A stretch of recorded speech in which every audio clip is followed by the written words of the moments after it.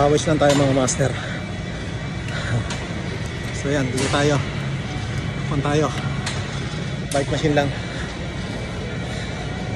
Magpahilab lang tayo ng hita. Di pa tayo talaga makakalabas.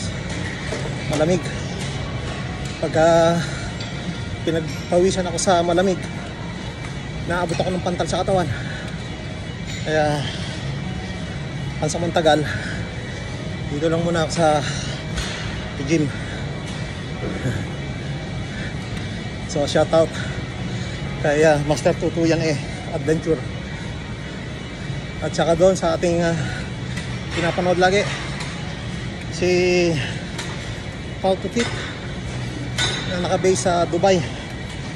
Medyo nahingit ako sa kanya dahil all year round makakapag-bike siya ron dahil yung weather laging mainit. Unlike dito sa atin sa Canada, pag inabot na ng winter, wala na.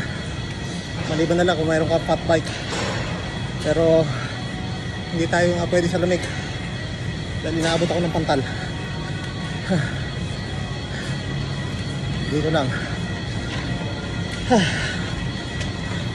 Sa panoorin nyo rin si si How to Fit, dahil matindi yung kanyang challenge.